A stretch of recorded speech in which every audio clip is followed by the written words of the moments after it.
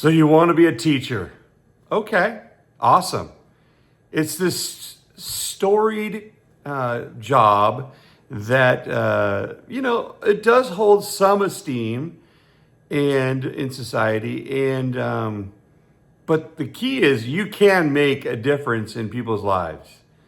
So let's just say you're a first year teacher. I can speak to the high school level. I can't really speak to middle school or elementary school, although the same principles apply, I think. The first thing is you got to try to build community in your classroom as soon as possible. Otherwise, you've got 30 to 40 kids that are, not much younger than you, that if you don't have any credibility with them, they're not going to do anything for you. And you're going to you're going to have a rough time because they're going to fight you because you're asking them to do something they don't want to do. So you got to build community. How are you going to do that? Well, let your personality out a little bit.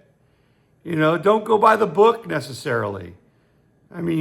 Express how you are and maybe talk about some of the successes and failures that you've had in your time, in your life. Because kids need to see that vulnerability. They're not going to look at, someone and just go, oh, everything's been perfect for them and it's not going to be perfect for me. Well, it's not perfect for anybody. You need to show that side of yourself.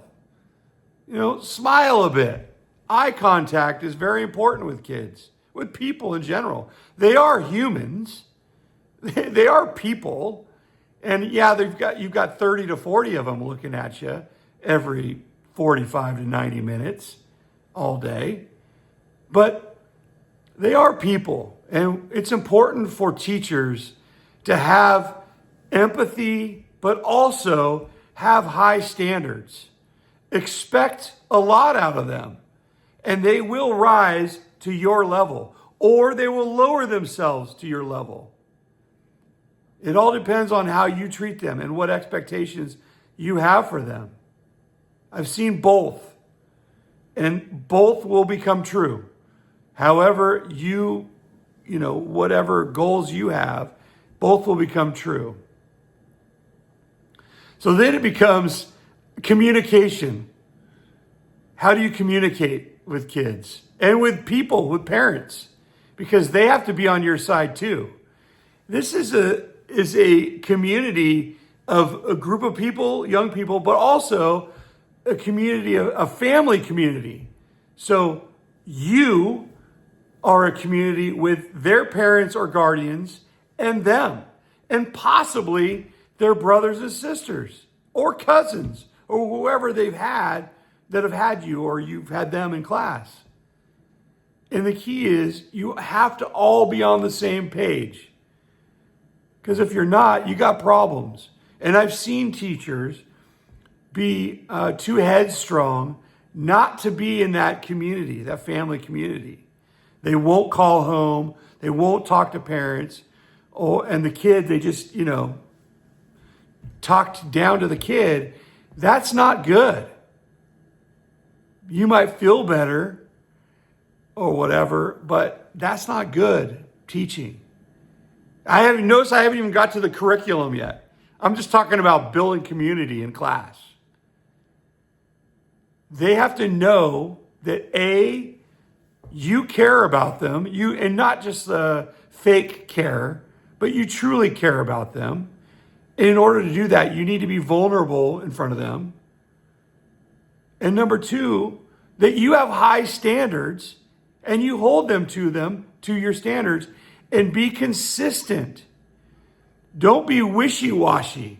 They sense wishy-washy. That equals soft to them, and that equals manipulation to them. They want to manipulate you. That's why they treat substitute teachers so harshly many times. They think they can get away with something. And by the way, being a substitute teacher is incredibly difficult. Probably the most difficult job in education. Sometimes you have to start being a substitute teacher if there aren't jobs available in your area. Well, you'll learn a lot about building community because you got the kids for, 3 hours today. And you better build community in that 3 hours. They're going to have a rough 3 hours, right?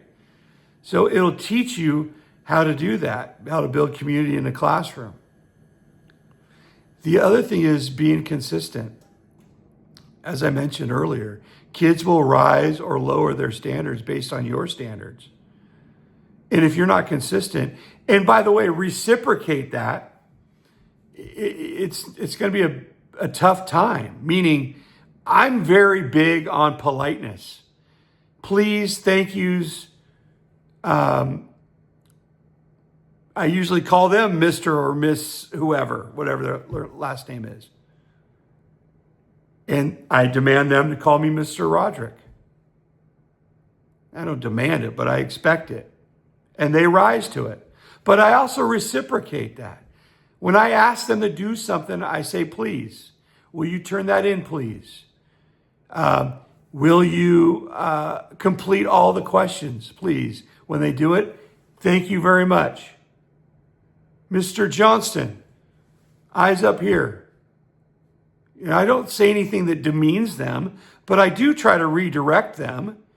And I don't let anyone get away with anything. Because once someone gets away with breaking the rules, everyone will go, well, see, they did it, so I can do it. All right, so you've got to be consistent. So build community, raise your expectations, or lower them, but hopefully raise them, and be consistent.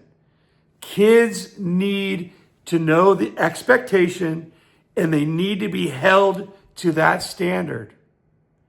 Parents, chime in if you agree. Please like and follow this, and I'm going to do a series of these.